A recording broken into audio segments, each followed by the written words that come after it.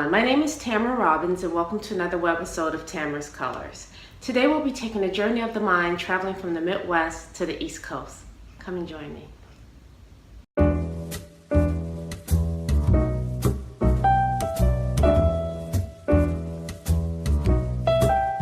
So I'm here with my crew and we're here to see Gordon Parks and Ralph Ellison in Harlem here at the Art Institute in Chicago.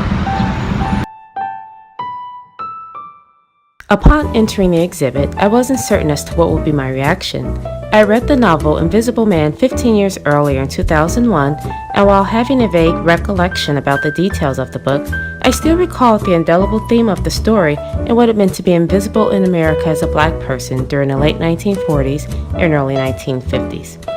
This time, I was encountering a version of the text accompanied by photographic imagery and wondered how the visuals would impact what remained in my memory.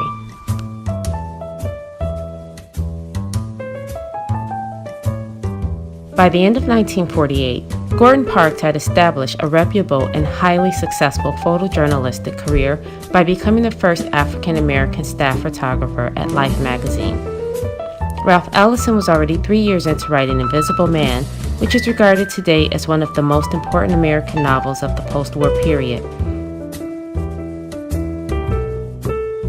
The dynamic minds between the photographer and the writer was publicly transcribed on the 1948 essay, Harlem is Nowhere for 48, the magazine of the year. The subject focused on Harlem's Lafarge Mental Hygienic Clinic, the first non-segregated psychiatric clinic in New York City.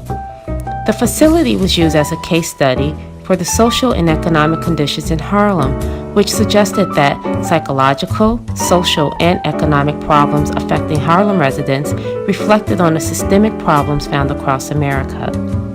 In 1952, after Invisible Man was originally published, they worked on a story for Life magazine titled A Man Becomes Invisible to introduce Ralph Ellison's novel. Both projects were designed with the intent to bring national consciousness to the conditions and the ways African Americans existed in post-war America, with Harlem as the focal point.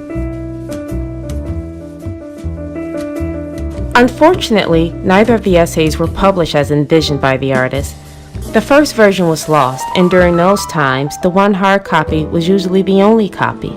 Only a fragment of the second appeared in print, and in my opinion, this metaphorically speaks to how one can only convey a tragic situation without having actually lived it. This exhibition has reunited for the first time the surviving photographs and text intended for those groundbreaking projects.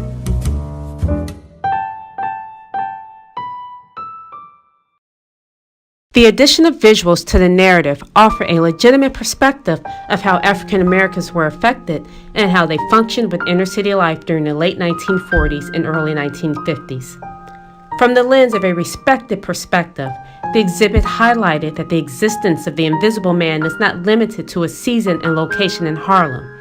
He or she is ubiquitous throughout time, cities across the entire United States and beyond.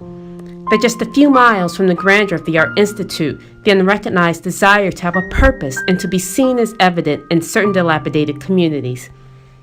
People roam the streets aimlessly, and crime often takes center stage. Mr. Ellison defined what it is to be invisible in the opening prologue of Invisible Man, stating, "I am an invisible man. No, I am not a spook like those who haunted Edgar Allan Poe, nor am I one of your Hollywood movie ectoplasms. I'm a man of substance, of flesh and bone, fiber and liquids. I might even be said to possess a mind. I am the invisible man, understand, simply because people refuse to see me, like the bodiless heads you see sometimes in circus sideshows.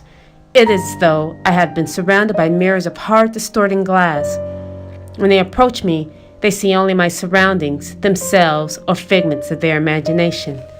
Indeed, everything and anything except me."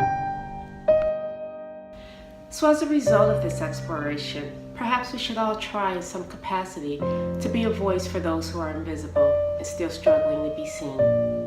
Thank you for watching, and I look forward to seeing you next time. I managed to catch the exhibit one day before closing, and it has since been removed at the release of this webisode. If you want to see more, it is available in book form titled Invisible Man, Gordon Parks, and Ralph Ellison in Harlem.